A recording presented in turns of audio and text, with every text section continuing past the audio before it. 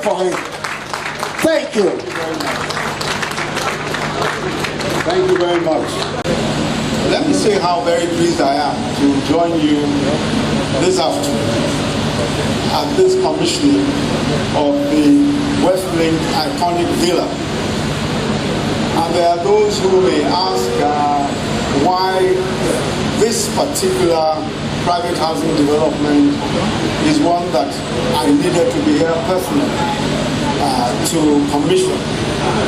The reason is more than one, and I'm sure you've heard already some of it. But the first is that this is a project that demonstrates what we as an administration, the federal government, has preached since 2015. It's a project that tells two important stories.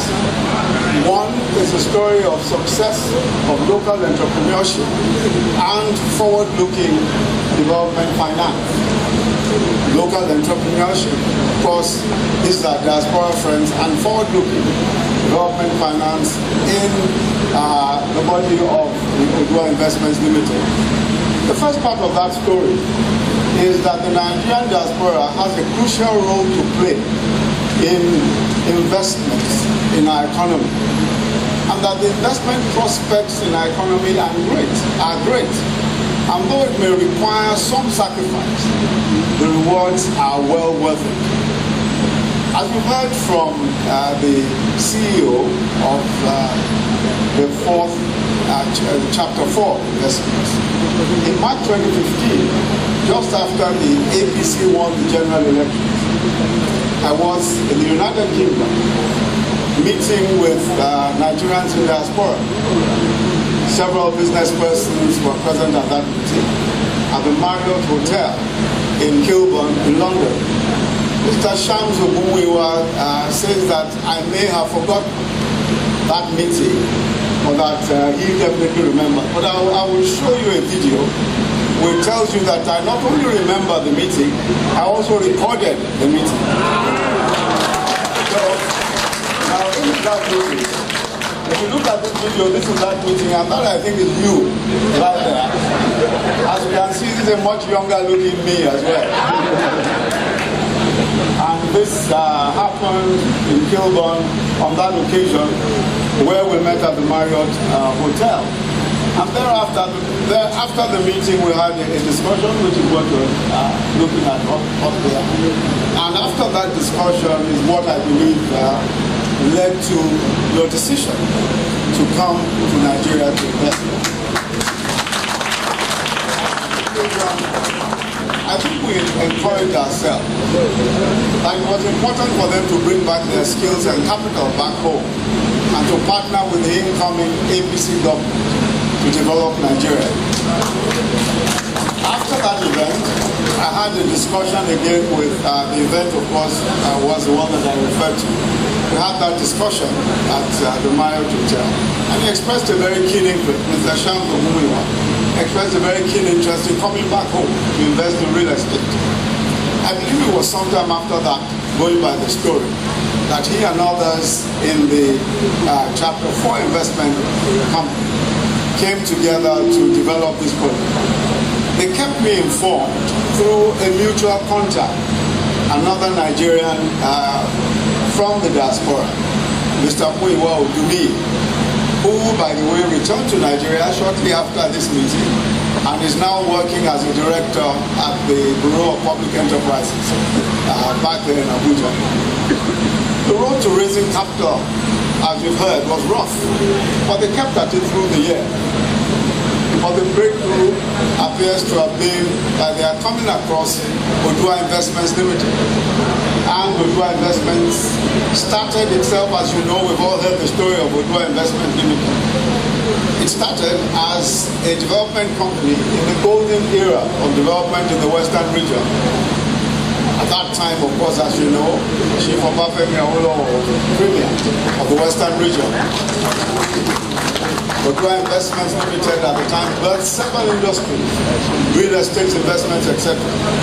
But in later years, its fortunes deteriorated, especially during military rule, until in recent years, when the governors of the southwest states, inheritors of the illustrious legacy of the Western region then, under the premiership of Papa Obafemi Awolowo, decided to turn over the management of the company to seasoned and tested professionals and business persons who were given a completely free hand to run the affairs of the company.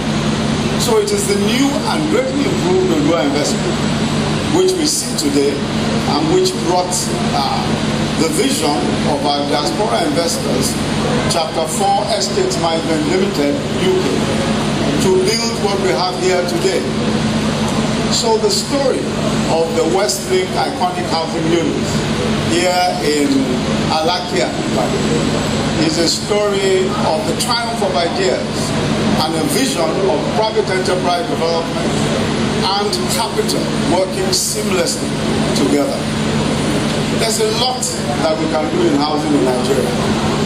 There's a significant deficit, somewhere between 17 and 20 million houses is the deficit that we are told we have, which should ordinarily be a major economic opportunity, not just for house ownership, but also for the many jobs and manufacturing opportunities that housing brings.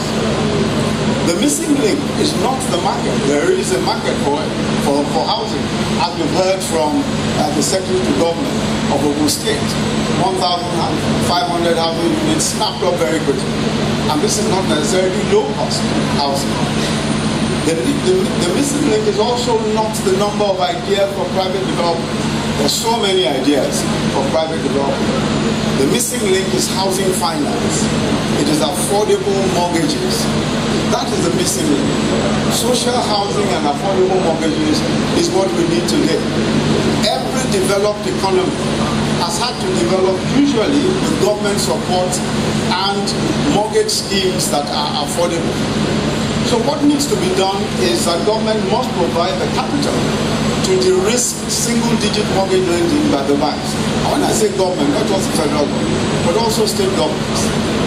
The United States, with all its free market protestations, in 1968 established the Federal National Mortgage Association, which is commonly called the Fannie Mae. This is a U.S. government-sponsored enterprise. And since 1968, it has become a publicly traded company. So the U.S. government had to intervene to de-risk lending, housing finance, even in the U.S., despite all the talk about private capital, about free markets, etc. There's also Freddie Mac in the U.S., the Federal Home Loan Mortgage Corporation, is also a publicly traded government enterprise created in 1970 to expand the secondary market for mortgages in the U.S. So the role of government is crucial.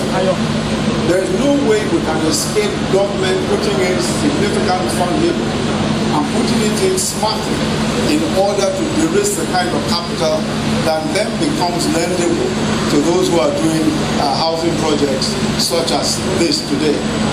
We started that process in our Housing for Jobs program under the Economic Sustainability Plan.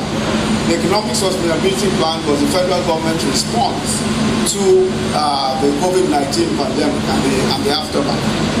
The Family Homes Fund was the arrowhead for the first phase. So the CBN in that arrangement was to provide the intervention fund for mortgage finance through the Family Homes Fund. Part of that fund was provided, but not what was adequate to get the fund to the stage where we thought it would get. And we're still working on that program. But there must also be affordable private sector funding for housing. So we must commend Odua for providing the support for the project.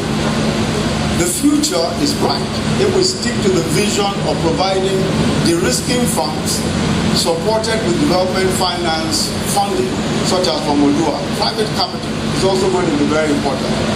But I think that is very crucial that governments and private sector see this as an important investment opportunity and also as an important development opportunity.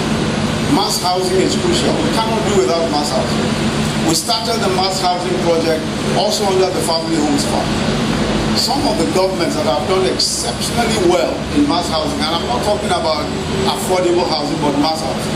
The Borno State government, for example, partnered with us on the mass housing program through the family homes fund. And today they've done 10,000 units of mass housing, 10,000 units of mass housing. So it is entirely possible for us to do mass housing of the scale that we need to do it in order to make up the deficit. It's also entirely possible for us to do affordable housing, housing that's a bit more middle class, and make it affordable for the middle classes, for people in the civil service, for teachers, and for private business people through the de-risking facilities that the federal government and state governments can provide. So today we congratulate the management and staff of Chapter 4 and Nodua Investment Limited on this landmark investment. But not just for this landmark investment, but for the hope that this project gives us for the future of housing in Nigeria. I commend you all, and I thank you very, very much for seeing to it that not only did we talk about this, but that we actually made it happen. Thank you very much. God bless you.